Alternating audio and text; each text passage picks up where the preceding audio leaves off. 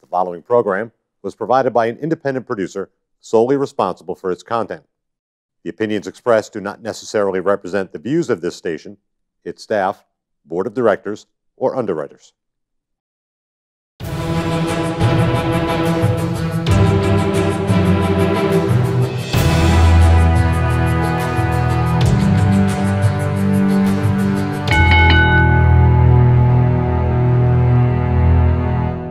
Hi, welcome to The Ring and All Other Sports. My name is Leo Connors and I'm your host. And tonight I got a very special guest, a jack of all trades in wrestling, yes. Also a fan, Dave Fournier. Leo, thank you for having me. Pleasure to be here. Thank you, man. This is awesome. I've known you for a while. We haven't really talked a wicked lot, you know what I mean? But we've known each other for a while. Back to the NEWA days. Yes. The Quincy Social Club. That place. I used to love Georgia shows. Yes. Those were awesome. Those were some fun. All right, Dave, where'd you grow up? I actually grew up in Stoneham, Massachusetts, which is where actually, as you mentioned on your Facebook post, I used to do a cable access show there. Back in the late 90s. So grew up in Stoneham. Nice. We're going to definitely get into that too. When did you first see pro wrestling? I love this question because I love hearing when they watched it. This is going to show my real age to yeah, people that mine don't too, know though. So back in 1982, my cousin, who was 5 at the time, and my uncle were talking about this guy, Superfly, and had no idea anything about wrestling at this point. And one Saturday, they mentioned it a couple weeks later, one Saturday, I'm just flipping through the channels in the UHF dial, and there's this guy, Superfly, on my screen. And wow. Just got hooked after that. And yeah. Haven't stopped, Was that your first favorite wrestler? That was. Because he wasn't my first, only because I'm older than you. Mine was 72. Wow. That's the year I was born. Yeah. And my first guy was Chief J. Yep. But I bought the magazines all the time.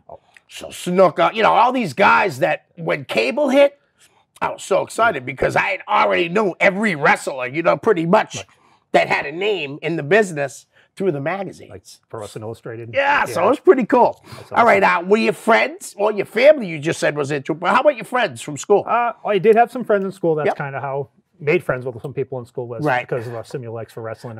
My brother, my father used to take me to the Boston Garden pretty much every month during my childhood, which... and then, some friends, more so in the later years, that actually did the cable access show with me. That's cool, because nobody in my family liked wrestling. Oh, wow. No one. My brother finally, when Brock Lesnar and Angle came around, my brother finally was like, oh, this wrestling. I said, I thought it stuck. I thought I was a moron for watching it all the time. It's funny, just quick story. My mom, she didn't like it at all, but she used to always watch whenever Tito Santana was on, and she used to always say to me, he's the only guy that doesn't cheat. So Tito was great, though. I love Tito. He was actually the first title change I saw in the Boston Garden. Oh, really? Tito Santana beat Morocco February of 19... That was at the Boston Garden? February 11th, 1984. Nice. I remember when he won the tag titles with Putski in like 79. Yeah. And I had actually watched Putski go from the gut to jacked. I mean, he was a little guy, short guy, but man, was he jacked back then. Yes. Oh, yes. I liked Putski. When did you go to your first show? First show was November of '83. Bob Backlund, Mass Superstar for the title, and they did the Snooker Morocco cage match, which was the same finish that they did in Madison Square Garden. It was kind of funny because I went to the Boston show and saw the finish in Boston with him going to headbutt Morocco. Morocco falls out of the cage and wins. That happened when I saw it in Boston, and then USA Network aired the Madison Square Garden house show with the same match. And as a 10-year-old kid, I'm going, wow, talk about bad luck. That happened to him twice in a row. Yeah, because you didn't know. That's funny. How about indie shows? What was your first indie show? Did you know about indies at all, like at the beginning when you first started? When I was in middle school, a friend of mine, his dad got tickets to a local show at the Melrose Middle School. Okay. Didn't really remember much about it, even to this day. I remember there was a guy that I saw as a jobber on WWF TV, Rudy Diamond. That was in the main event of this show. That's all I really remember from that. Right. And then really didn't go to any other indie wrestling until 1994. I was watching, I had moved from Stoneham to Melrose, and there was a cable access show with Pat Doyle and a guy that wound up being a good friend of mine that recently passed away a couple of years ago, Paul Jackwitz, who we call him Jacko. The Jacko. And they had a cable access show that I used to call into all the time, and they were hooked up with Tony Rumble, and Tony was running the show for the hockey team in Melrose and started going and just kind of went from there. That's awesome. Yeah, that's so cool. I was gonna say, so did you ever get to know Tony at all? Oh yes, yes. Tony was the guy who actually got me kind of involved when I started my own cable access show. Tony gave me full access to come with my cameras and interview whoever I wanted. his rule always was, I'm not going to ask anybody to do the interview. You do that yourself. Right, right. You have free reign to go ask whoever you want. And wow. Well, he was a great guy, because I mean, I only just watched him wrestle. I never had, you know what I mean, any interactions with him. But from what everybody says, just a great guy. Yeah, just. I remember Lobster Man would tell me stories when I used to do merchandise for him, you know, and him and Tony were friends, good friends. Yeah, that was the thing with Tony. You know, there was all these politics in wrestling, but Tony never had those politics. He got along with everyone. And, you know, that's pretty cool. And so your show, you had told me your show was shown in Stoneham and Woburn? Yes. So the Cable Access studio was located in Stoneham, but Woburn didn't have their own studio at the time, so it was shared. Stoneham and Woburn were together. Oh, nice. So because of that, we got the ability. At first, we were just Stoneham, and then they gave us the ability to be on the Woburn channel, just, you know, as long as you did a certain number of episodes. That's cool. Very nice. Yeah, it was nice to kind of get us a little bit more. Yeah. Before we get into fan questions, I want to talk to you a little bit about your show. Yes, of course. And there are some questions in here about your show. So, but I just want to know, was there anybody that you almost got but didn't and was like, wow, you know what I mean? Because like I want Jeff Coster on this show so bad, Jeff, you know what I mean? And I don't know if it's ever gonna happen, but it would be like my honor to have him on here. It's kind of funny, and I'll tell you a quick story since you brought up Jeff.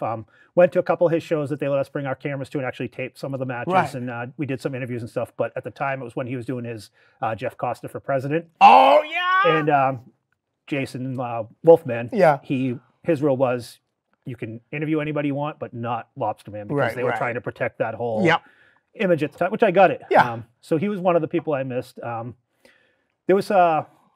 when I went to Tony's shows, you know, a lot of people did interviews with me. Sergeant Slaughter did interviews, The Public Enemy. Wow. But one guy that refused was Bam Bam Bigelow, and I just don't know why. I don't know if he's having a bad day, but he just outright just like, no, I'm not doing it. Like, no kidding. Yeah, and he's one I would have really liked. Yeah. Grew up a big fan of his. Yeah, I mean, probably at one point he was the best big man in the business. Yeah. And then Vader came around. Yes. And I think totally trumped it. Yeah, had to. I mean, Vader was incredible.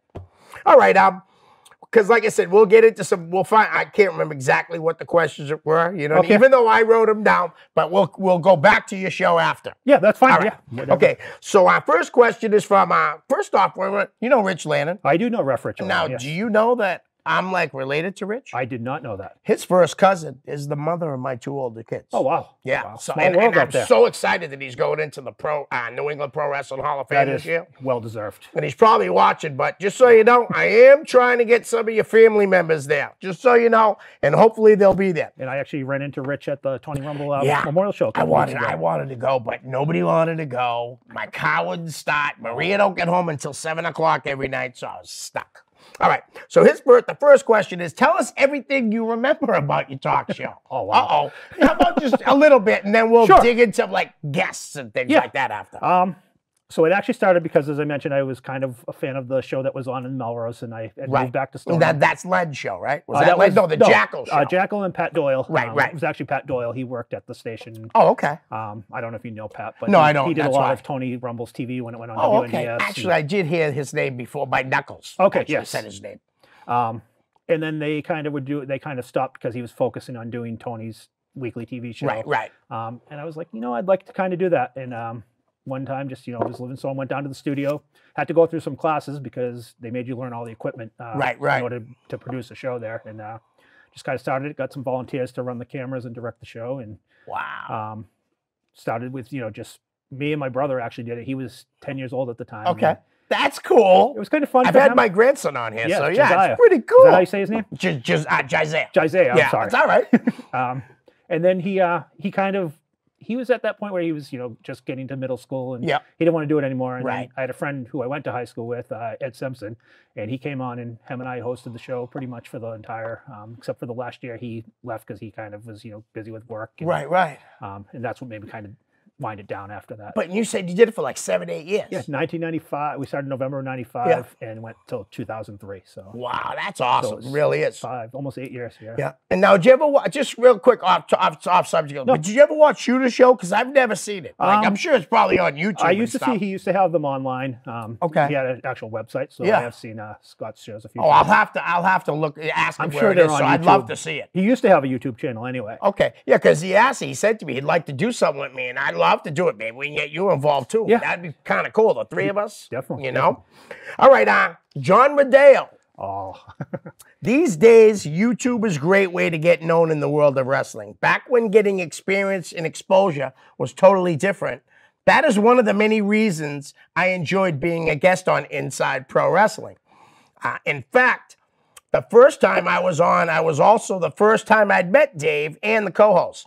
I guess if I had a question, it would be how he felt about being part of the hit show Full House. He will know what I mean. Oh, yes. And I know everybody else probably doesn't unless... No, so you're going to tell us. Because I know Ref Rich Landon put a clip in the comments of that particular show, so some people might know what he's referring to. But John came on. He'd been managing on some of the Tony shows. I knew he'd gone to Kowalski's, and he actually was the guy that managed Triple H in his debut match. Right, exactly. And John came on. We didn't really talk anything. He got there a few minutes before. Yeah. We didn't really discuss anything, and he just came on. And at the time, there was another guy, George Guider, that lived in Stoneham that was doing it. So it was me, Ed, and myself. And he just came on. I became Dave Coulee, which was one of the uncles on Full House. And right. Ed Simpson was John Stamos, who was Jesse. And then George was the other guy. I can't think of his name. So he was calling you guys that yes, on air? The entire episode. Danny Tanner. Yes. That's the other Danny one. was the Bob Saget. I have little Bob kids. Saget, Well, they're not little no more. No. Yeah, Bob Saget, yeah. Nice. And he just went, and I mean, just the whole show is just, That's hilarious. And even people that, helped on the show, they really weren't wrestling fans, but they came down to, run the cameras, direct the show, and they always were like, when is he coming again? And we're like, well, we can't have him too much because you ruin that whole uniqueness of having him. So how many times was he on? I'd say probably 5 or 6 times. That's awesome. Tried to keep it to once or twice a year just because. Right. I'm trying to get him on, and it might take some time. Some guys, it takes a while, you know what I mean? But I know he's been away from wrestling for a minute. Yeah, that's the thing, too. Like I was telling you, like off air, like with Eric Sprague, that's what he told me. He's like, he's like stepping away. But I did say to him at the end, I said, if you ever change your mind, please, can I be the first one?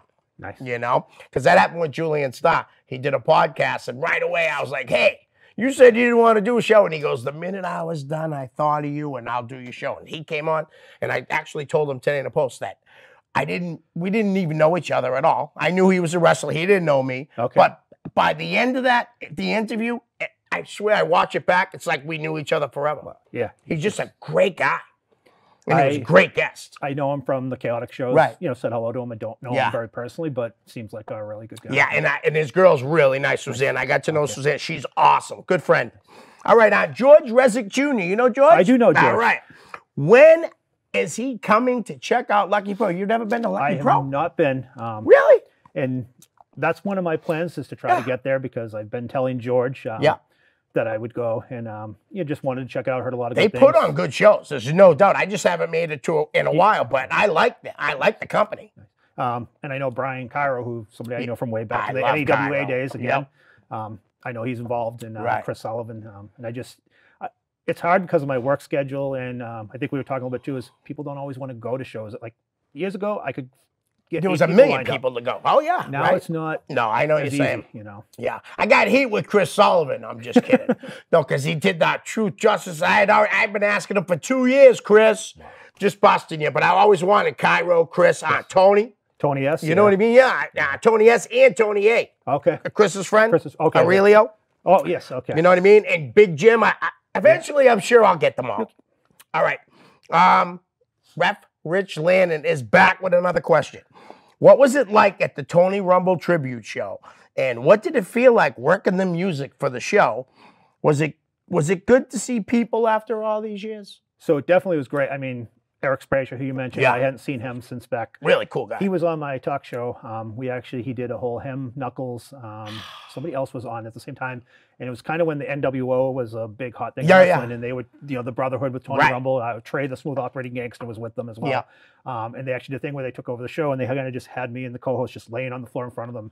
At the end of the show, I remember Eric went up on a ladder and he said, I'm going to drop the elbow on you. Well, what he forgot is we're in a TV studio. So he's trying to do it without hurting me. But now as he's coming down, he realizes nothing I can do. So he came right down on my chest. And he felt so, I guess he'll be okay with me saying it now. But he felt so bad afterwards because he's like, I didn't know what to do. And I was like, good guy. It was great to see him. Damon Darkangelo was there. Yeah. Vinny Capelli, who was one of the original. I remember Vinny. He was there. Sheldon Goldberg was there. Tony's wife. Nice, because of all the the stuff that went on afterwards when Tony passed and everything. It's nice that they all were in the ring and they could all put their differences behind them for a great moment. Yes, I mean, there was sadly things that happened. Right. It was nice to see everybody together, like that on one night. And on the music, Bo Douglas, whom I've known a long time as well. Another great guy. Great guy. Awesome. He had just said, "Oh, I'm looking for somebody to do the music," and I said, "Well, if you don't have anybody else, you're happy to do it." And he's like, "You really want to do it? Why not? Right? I'm here watching the show anyway. Watch it anyway, so and, nice. But yeah, it was really. I mean, Joel Davis, though. I don't know if you know. Davis. Haven't seen him in forever. I saw him at the New England Pro Wrestling Hall of Fame. Okay. And I'll tell you a little story after air. All right. Joel. Yeah. Joel was misbehaving at the Tony show, too. Yeah, he was misbehaving at the New England Pro Wrestling Hall of Fame ceremonies, too. So it was great to see everybody. It was. I mean, amazing night. I mean, just to get all those people. Gino Martino was there, who's somebody I've, used to go to a lot of shows with. Right. Did a History Channel segment with him when he was on there. He's awesome. Hadn't seen him in a long time, and he's in great shape. I mean, you wouldn't recognize him if you saw him. No, I see his pictures on Facebook, and he looks fantastic. But another great guy. Yeah, you know what I mean? I mean, really, really great guy. My son, that was my son's favorite wrestler. And then he started getting into the small guys. Small guys, yeah. But we used to love it when he'd be on, like we'd see him at Jeff shows and he'd be on the apron. Who wants to see a fat fly? And we're like, we do. Yeah. But he's a good guy. Great guy. Yeah, great guy. All right, Brian Duffy. Do you know Brian? I know Brian. Okay, because I don't know Brian, but thank you for the question too, Brian. This is the first time he's asking. Out of every wrestler on the indies who made it big, who did you like interviewing? Probably my favorite was Aaron Stevens, who went on to become Damien Sandow. And he's back to Aaron Stevens. To Aaron Stevens now, yeah. He came on the show, if you meet him outside, he's very quiet. At least back then he was. Very quiet, very laid back. And then he get the camera turn on and just totally changed him. And just always very funny and just great guy to interview. That was like Sean Gorman. He put the shades on and boom, he became the manager of champions. And I was so happy to have him on the show too. Another good guy. Yeah. Incredibly. He gave me his book. Did you read his book? I haven't read his book, but I heard a lot of good things. Unbelievable. I read it twice already. Seriously, it's that good. Nice. I'll have to definitely look for that. Yeah. My good friend of mine and a great fan of the show, Dan Bolia, wants to know, favorite chaotic show ever? So that would have to be Cold Fury 5, which was back in, I want to say either 2005, 2006. They had a cage match with Handsome Johnny, who's now, of course, in the Viking Raiders of WWE. And Mike Krul were in a steel cage match as the main event. Mike Krul? Yes. Wow. Tremendous match. In the undercard, Chase Del Monte wrestled Maverick Wild on that show. Nice. There was Psycho and Thomas Penmanship, where Psycho actually won the New England title from Thomas Penmanship that night. And you had a kind of weird tag team. Matt Logan teamed with Demon Ortiz against Arch Kincaid and Max Bauer. So just a lot of different styles. Wow. Brian Malonis wrestled Josh Daniels. I mean, just the whole show. That's awesome. A lot of favorites that I've had over the years. So Josh Daniels was there, but the other one that Mike Krul. Mike Krul, yeah. He was in the main event. That was he was awesome. Heavyweight title match. You know what I mean? I think the only time I saw him live, I think he wrestled for Jersey All Pro when I was down there. I was doing a catering job for WSU. Okay. And we went to a Jersey All Pro show the next night. Me and my girl stayed down there, and he was on it. And friggin' guy was awesome. Nice. Then he disappeared. Yeah. I haven't seen didn't he get signed or something? I thought he was. I thought he went to a development. I thought he went, and then he was gone. Because I think he do a lot with Jim Kettner. And, yes. Because that's why I think he was on the chaotic shows. They were kind of doing. They were doing the talent exchange, right? Did Mr. Ulala ever come down here? I don't think so, right? He did. No. I became friends with Mr. Ulala. And that's another story I'll tell you off the air because this is about you. You have to hear it. It's incredible. All right. Thanks, Dan. Nathan Fuller, a good friend of mine. What is your favorite episode of The Ring and All Other Sports? Putting them on the spot. Thanks, Nathan. I don't want. I'm kind of afraid I'm going to insult somebody if I don't mention. But a lot of had a lot of good guests. One of my favorites was the first one when you had Pat Dillon on. I love Pat. One of my favorite people. Me too. Great guy. Yep. One of the nicest guys. You almost can't believe he's a promoter in wrestling. Yeah, exactly. You can't believe he's involved with wrestling. Real nice guy. So I really enjoyed that. And then the first time you had Maverick Wild. You never know what's going to come out of the mouth of Maverick Wild. Great guy, but so I always enjoyed. Those are probably my two favorites, but you've got a lot. I like when you have some of the fans on, like Dan Boulet. You had Damon Farah. I love Damon. I'm actually going to that gathering in North Carolina in August with Damon. He invited me to go with him. We'll share a room. Nice. drink with the wrestlers? Because I asked Adam, you know Adam Luce, right? Yeah, I do know Adam. Adam told me that the wrestlers are in the bars afterwards drinking. I told Adam I'd buy him a beer. Nice. Adam's one of the best fans. Big fan. In New England. I don't care what I heard anybody he doesn't says. have the red hair anymore, though, I heard. No, he doesn't, but he knows his Oh, wrestling. he does. The history and everything. Especially the independent wrestling. I mean, Yeah. if you want to know about a show or anything, he's Right. the guy to go to. And all the big shows in like the tri-state areas, New Jersey, New York, he jumps on a bus Yeah. and he goes. I give him a lot of credit for that. Yeah. I like Adam a lot. Adam, you got to come on this show. That'll be a lot of fun. All right, Damon Farah.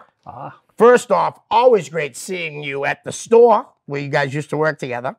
We did, yeah. And actually, I didn't know that till I saw the question when he posted it. Right. So I didn't know that he actually worked with me many, many years back. Wow, I all did right. get to in his question. Yeah. And see you at the store in Chaotic Wrestling. Do you have any promotions that you would like to plan to go see in 2020? I think you just named one. So Lucky Pro is definitely yeah, one. yep. I was telling you before the show too is Joe Moakley's Atlanta Pro Wrestling. I have not been. You'll see me up there. We'll hook up some good food. And while we're on that today, today is actually Big Woody's birthday. So shout out to Big Woody. You missed Big Guy. Happy heavenly birthday, Woody. Actually, I wished him that on Facebook I did as well. because he was a 5-time. That guy loved my show.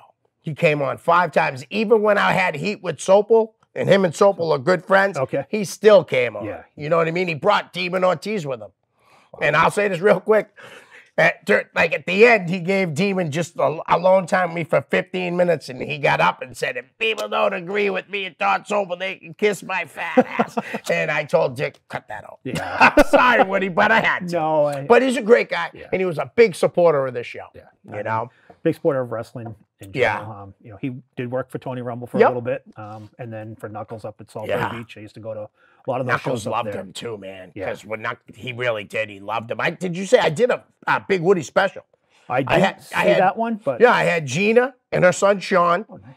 You know, Woody lived with them, and I had Uncle Eddie, Ed Hunt. It was really cool. It was nice to be able to do something like that for a guy that was such a big supporter of the show, and just a great guy in wrestling. Definitely, I'll have to check. I'm sure it's on the YouTube. Oh, channel, yeah, so it I'll is. definitely It's check there. it out. But David also says, fun fact, David and I also worked together at the Stop and Shop in Stoneham, Mass. in the late 80s. Yeah, which is funny because I know I've been talking to Damon for 4 or 5 years now, easily at shows, and just never put together that I still can't place him. I apologize, Damon, but I know he does know some people that work there, and obviously the time frame is exactly when we were there. So, and he's another great fan. Big fan. I mean, I said Adam's a great, maybe one of the best fans, but Damon takes it a step more by buying everybody's shirts.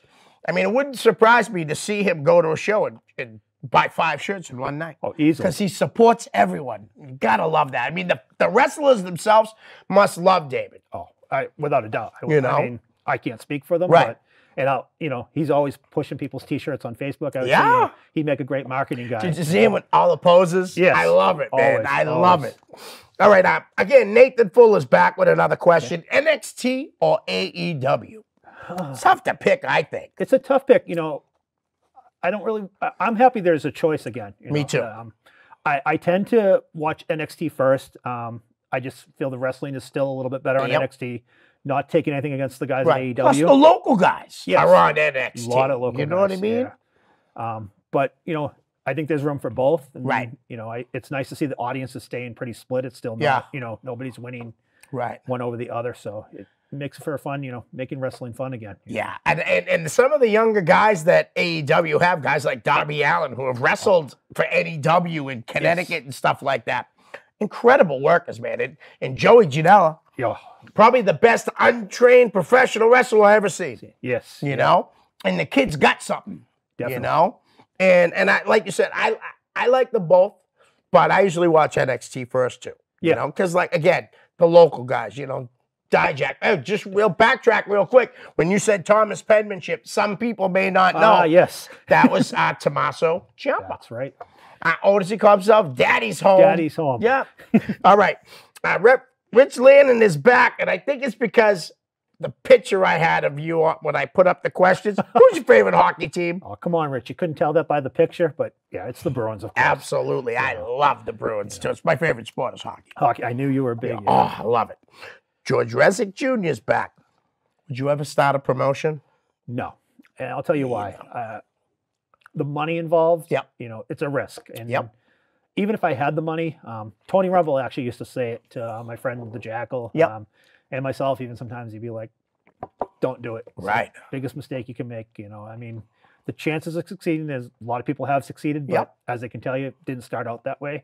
Unless you have money to lose, you know, and just, I don't know. I mean, as you mentioned, I've done a lot of different things at times, you know, from refereeing to ring announcing to camera guy to playing the music. But that's kind of the extent. I don't want to get involved in that politics of having to promote a show and just, you know, not that there's, you know, I feel like today is a lot better than it was a few years ago. Oh, definitely. You know, where and one of the reasons why I respect AG so much too is, you know what I mean? Like I told you how hard he'd worked to you know, to sell the tickets and all that. But I mean, he's just he turns around and didn't want to put himself in like a main event spot, but and then somebody that worked at the show that night said to him, "No, man, people want to see that match. Don't, you know, not do it because you think you're pushing yourself." He's one of the best wrestlers in the world, honestly. And I told him right to his face, I honestly and truly believe he had a better 2019 than anybody. Money-wise, maybe not with the WWE guys and all that, but all the things he accomplished, winning tournaments, all the titles he won, almost marrying 2 women. That's just, you know. That was the same night he won the chaotic title, though. Yeah. It's awesome, huh? Yeah. Kid works hard. Worked very hard, and, you know, he's still young, so, you know, the money days are there for him, I think. Absolutely. All right, Mav, do you go to many shows as you used to? And if not, why? I don't. And I think we touched on this a few minutes ago. It's hard, one, to find people to go with. You know, when I first started going, and, you know, my friends that did the talk show with me that went. And then kind of when they stopped, I kind of met some people, you know, wrestling Osiris, who great talent. I think one of the most underrated wrestlers in New England. Oh, yeah. You know. And Doc Ozon's longest client. Yes. And Doc is a good friend of mine. I've known Doc forever. Great guy. Met him at NEWA. And, oh, did you? Yeah, that's where you met him? I used to live I think that's where I must have met him, too. Yeah. And you know, started traveling with Osiris up to Maine shows, and then kind of met his uncle. And, you know, so we were talking, I'm sorry, I lost my total train of thought here. All right. It was about, do I go to many shows? So started, you know, going to those shows, and, you know, that's how I got involved. Sonny Roselli up in Maine. You know, one day I just showed up, and I don't recommend anybody do this because I feel you should go to wrestling school and get trained. Right. There was one night, you know, I'd gone, thinking, oh, I'm just going to help with the camera or whatever. And they were like, oh, we don't have a referee. So Larry Huntley threw me a referee shirt. He's like, you're refereeing the whole show tonight. And turned into 2 years of refereeing up there. Wow, really? Yeah. Nice. Yeah, it turned. I mean, it was a nice experience.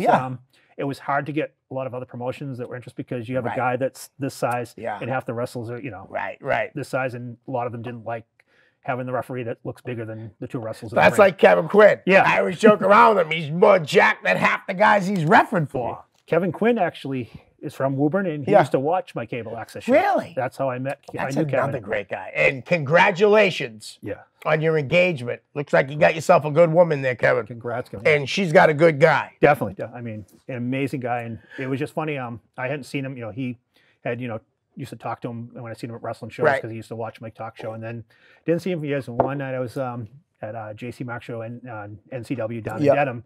And all of a sudden Kevin comes out and he's like, do you remember me? And I didn't recognize him because he didn't have the bald head at the time. And I'm like, and he's like, Kevin Quinn. And then as soon as he said the name, I was like, and just, you know, for somebody like that to get a chance like he did. You know, and great in the, you know, ring. And he told me about how, like, he used to go to shows and he was brutal on the wrestlers. Like, sometimes if he knew a jack, he'd go do push-ups so he could go to the guy. Look at me, you know what I mean? I love that, though. Yeah, he had a lot of fun. And, I mean, he's just a great guy. Matt, follow-up. Sure. You had weight rejection surgery. How's that going? Because it looks like it's going good.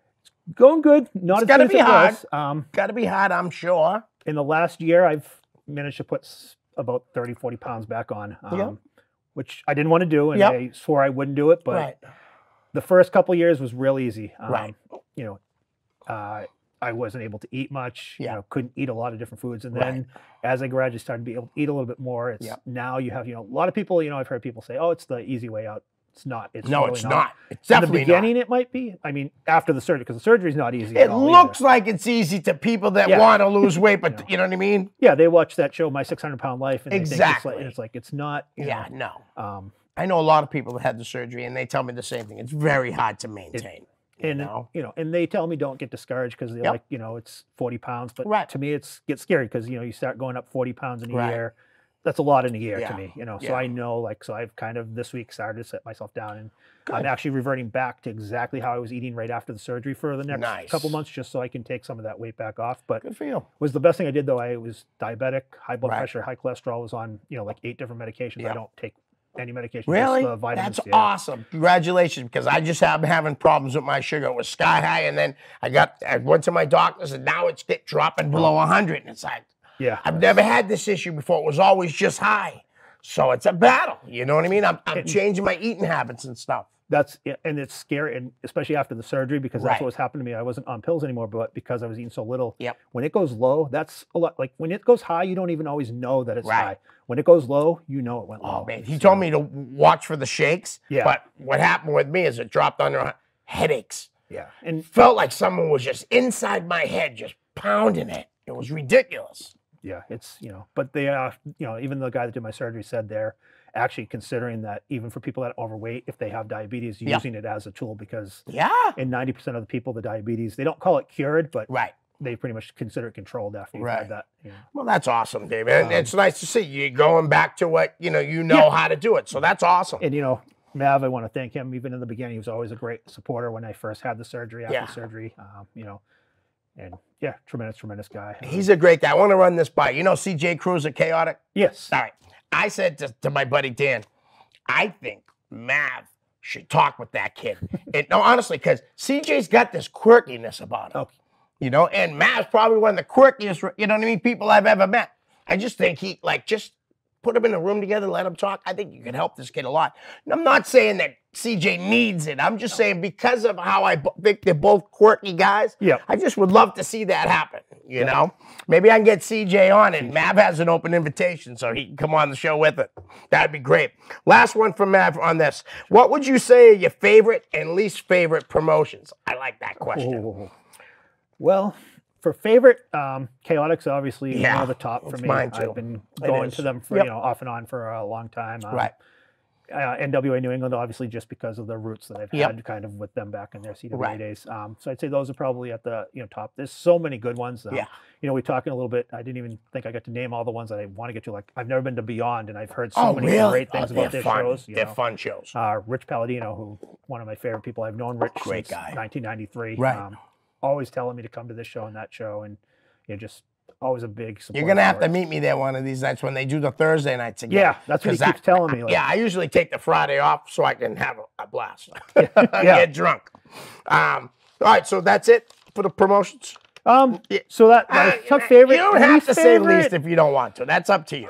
I might save that for you for off the air, but, I don't really say I hate any promotion. Right, they're all out there trying. Yeah. I think, there are some promoters in New England that bring problems on their own that might cause that. Like I said, I don't want to cause any issues. No problem. I'd rather not say it. Mav, I'll tell you later. I'll send you a message. message. I'll even send Mav a message myself. There you go. Let him know. But there's no reason to burn bridges. He can probably figure it out.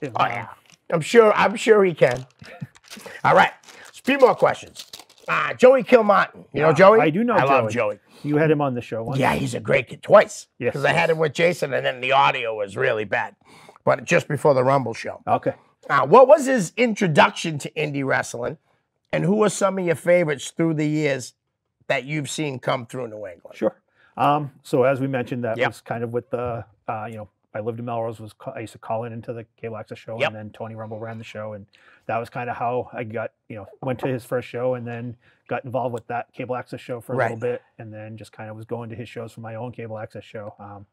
And so many people over the years. I mean, from Slick Wagner Brown when he first started, Luis Ortiz when he had his first matches. There was a guy that wrestled for Tony called named Steve Morabito. Okay, I remember that name. Yeah, he's actually involved in politics in Revere. Oh, is he really? He ran for mayor. I don't think he won, but he ran. Great Good guy. Kind of wish he had stuck with it because he's a nice guy. Other guys like Tony Roy. Who I had him here had too, him here. Twice. Just so many. Trey, the smooth operating gangster. And then to the current years guys like, I always call him Todd Hansen. One of my favorites. I mean, I remember when he started as Johnny Blue up in Rhode Island.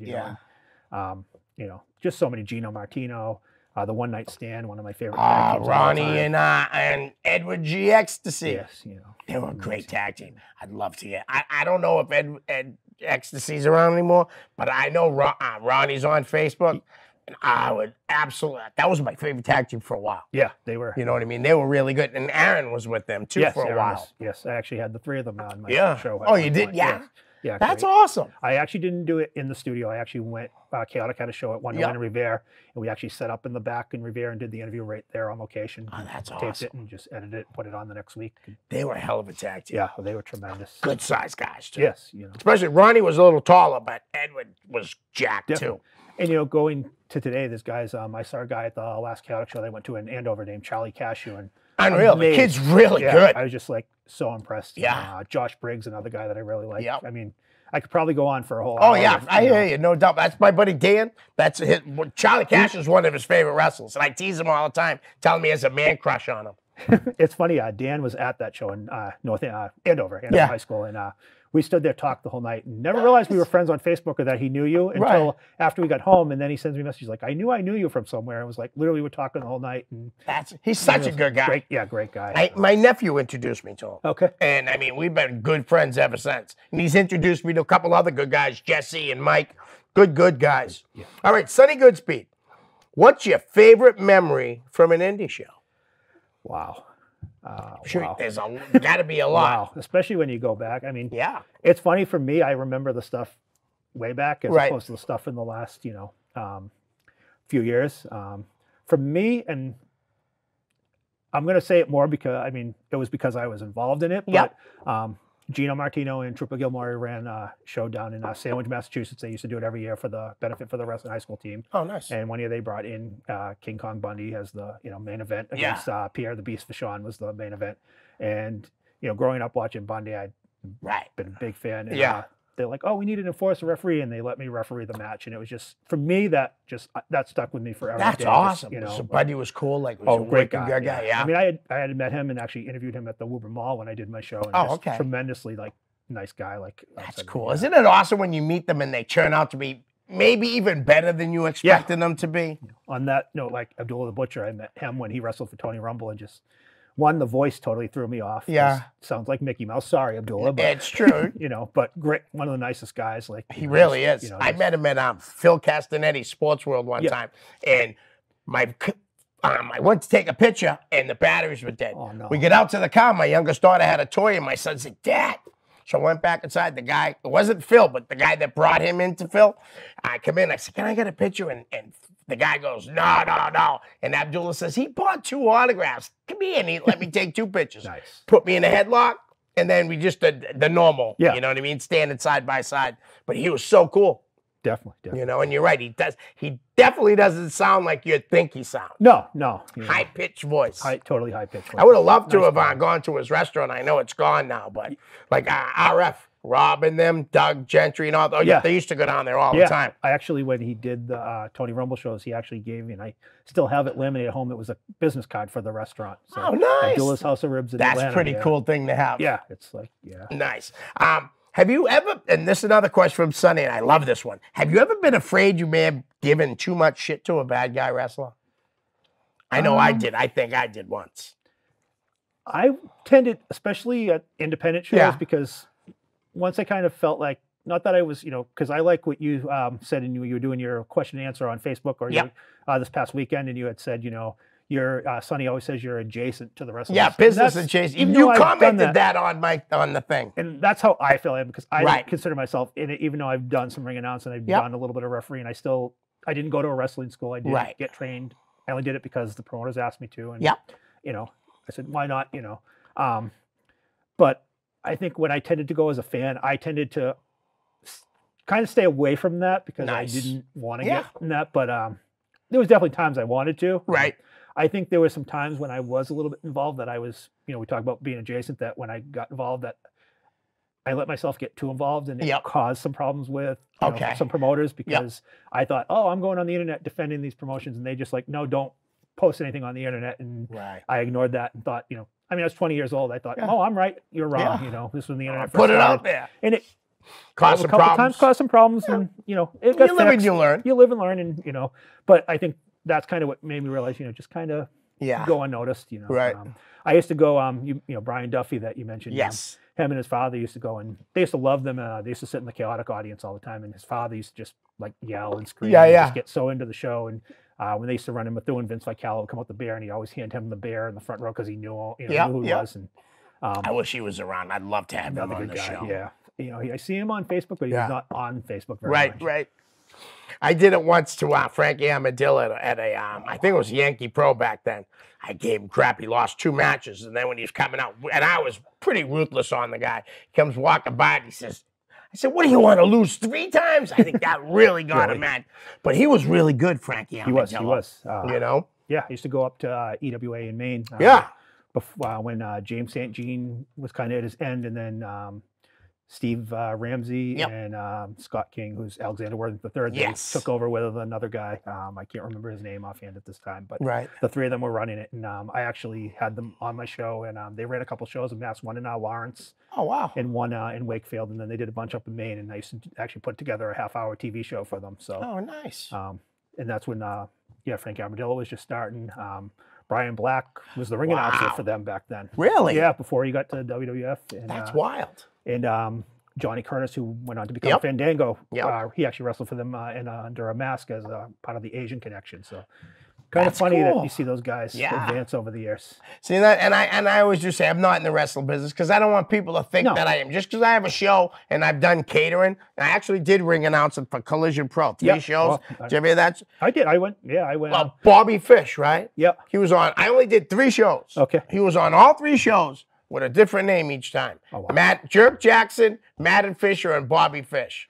That's crazy though, right? I mean, how. What are the odds of that happening? That's pretty fun. Yeah. You know? Did you do any of them at the Good Times or just? Yes, one at Good Times, and one of the main events was Eddie Edwards versus Azrael. Okay. And Eddie gave me crap because he didn't tell me he just got back from Noah, but Azrael said he just got back from Dragon Gate.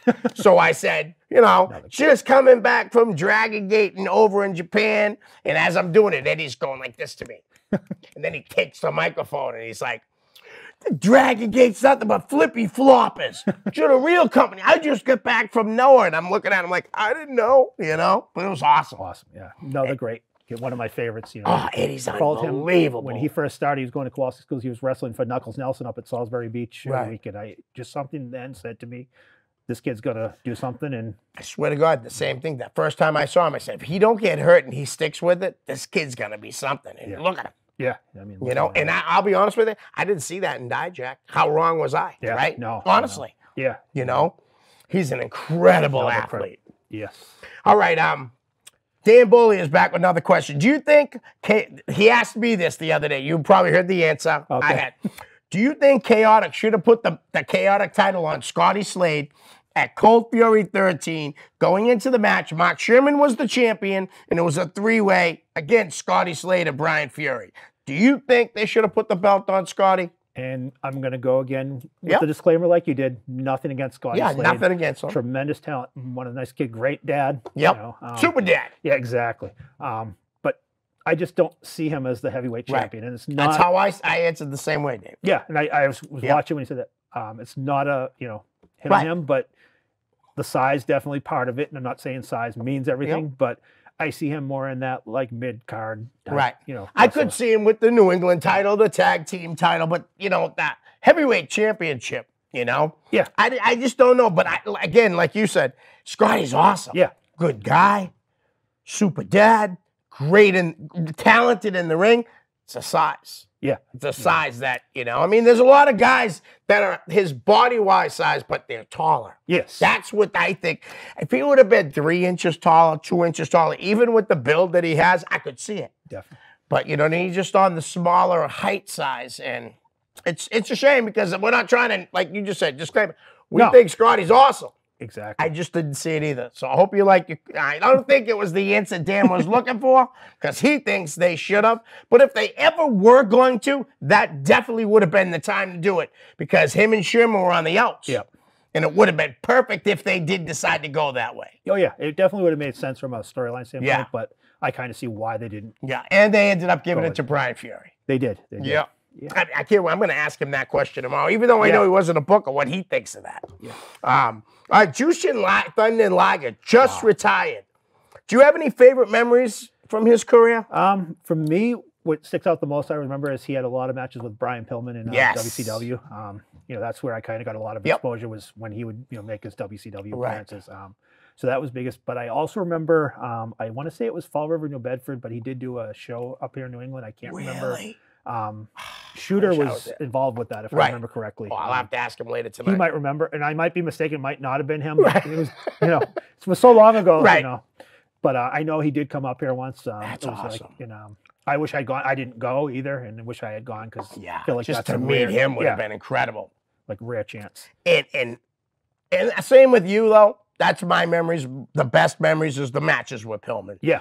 Or any time you got to see him wrestle, though, you knew it was special. Yes. That's one thing for sure. You knew it was like, wow, look at this guy. And then you had a, 30-year career?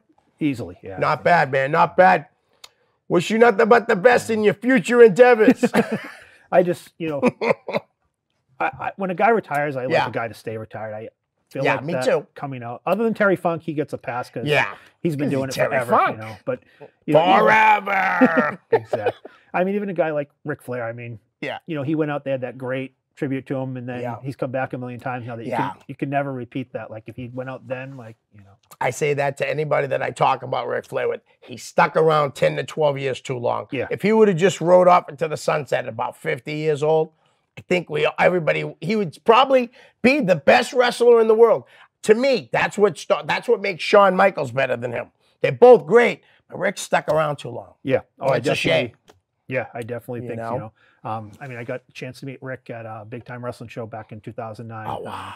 And, you know, got to pay, you know, probably the only time I ever paid for a picture like that, because I just... You had to, man. It's the Nature Boy. You know, because I grew up watching him. I mean, that was my, you know, I had exposure to WWF, and then as soon as the, you know, Crockett TV got on Channel 25, and then TBS on my cable system, and then, you know, he just became like the guy that I just loved watching for so many years. And, do you remember when Southwest Championship Wrestling was on USA? Did you ever catch that? Funny story, where I lived at the time, the week we got USA Network was the debut of All American Wrestling. So they were advertising. Literally, I put the channel on. They were like, Southwest Championship Wrestling coming up next. And then comes on, it's All American Wrestling. Which, wow. Yeah. That's too bad. Because, I mean, I got to see, I remember when before cable hit, the IWA, what Mil Mascaras was the champ. I can't remember what channel it came on, but they were on, and I was flipping out because it was like the late 70s, 78, 79.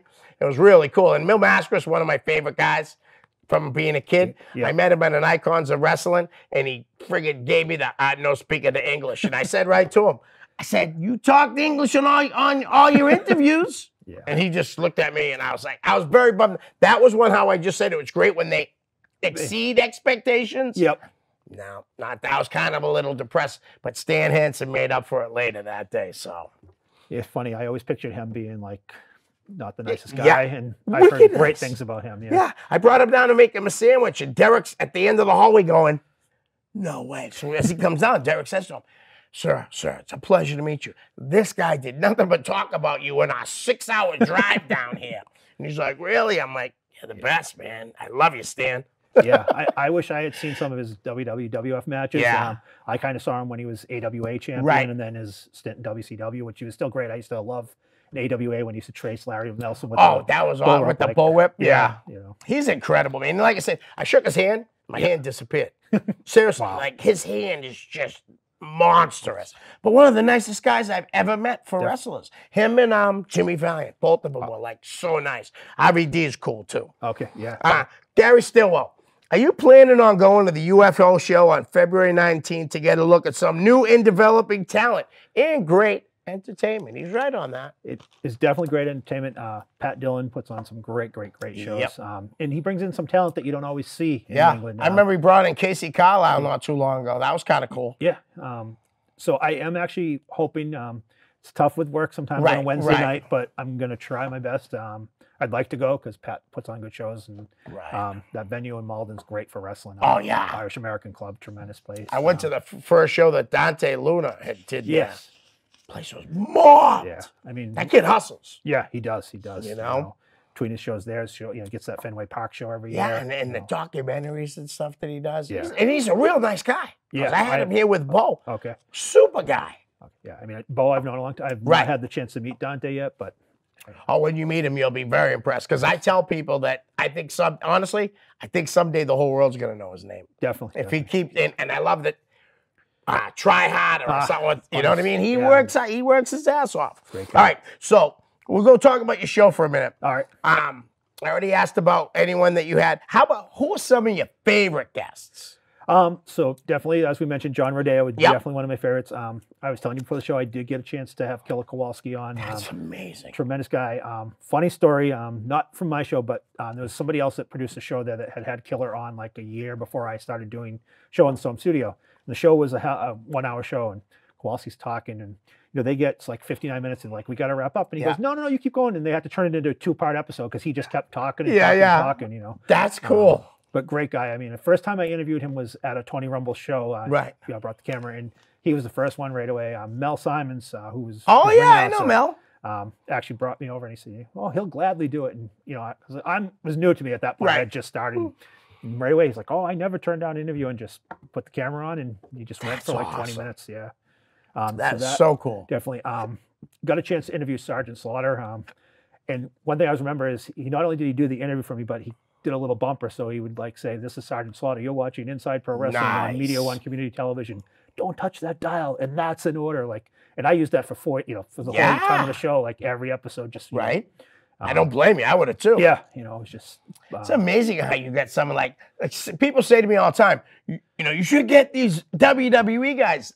That's not what this show's about. No, this show is about showcasing New England talent, and that's what I wanted to do right from the start. It took a while. But I don't know if you noticed, but one time I was booked 6 months in advance. Yeah, I remember you saying you always like stuck. And then AG said to me, I said, when are you going to come do the show? He goes, when you're not booked 6 months in advance. So right now, literally, I'm only booked until the first week of February. Wow.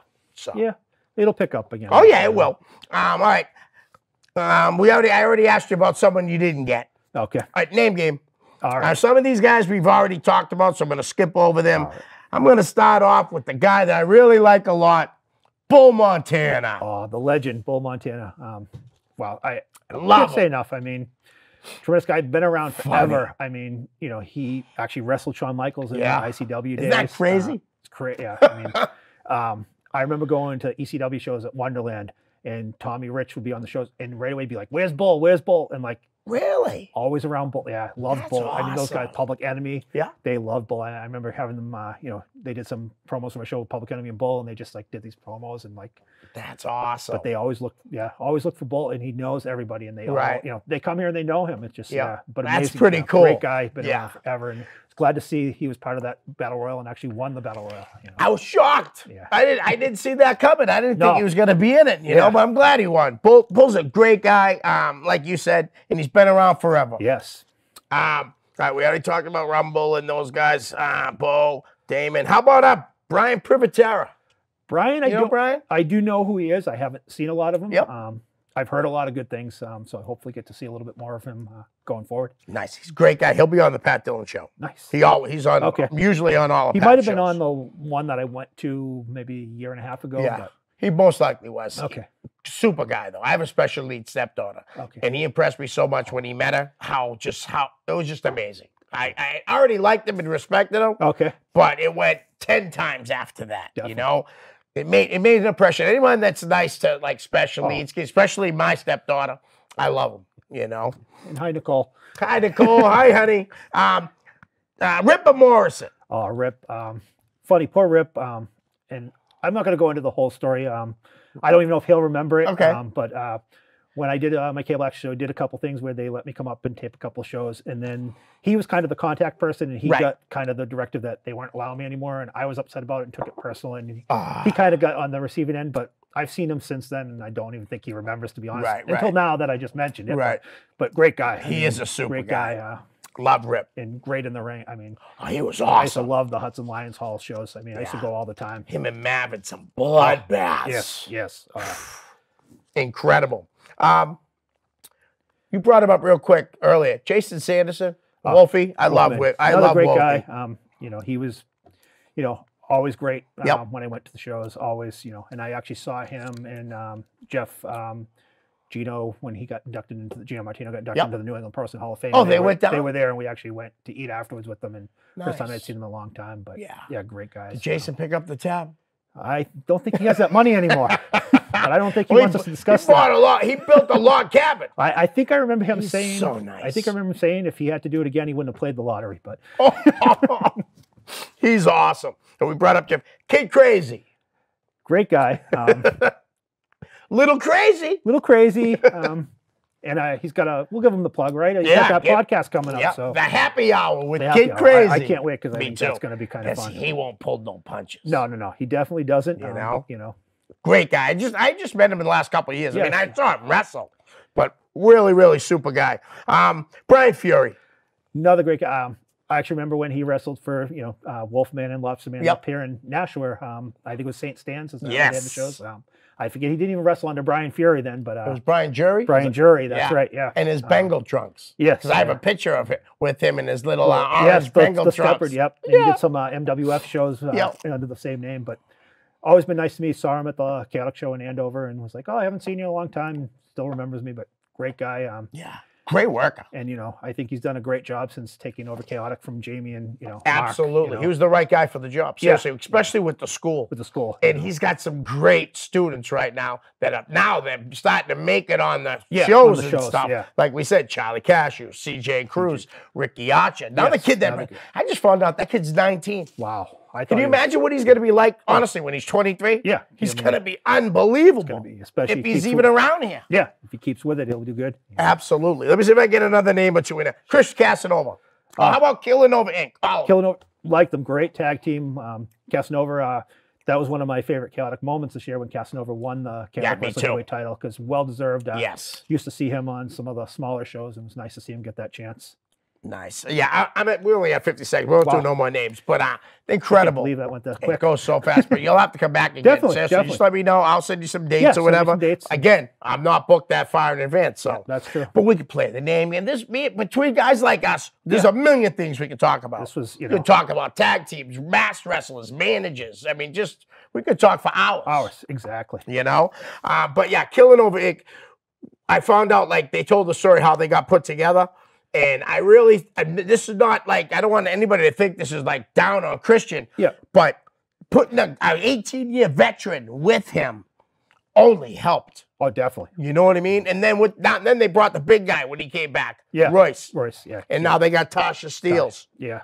Killing Over Inc., man, for the culture. Absolutely.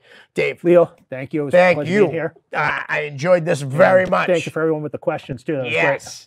We're out. Peace.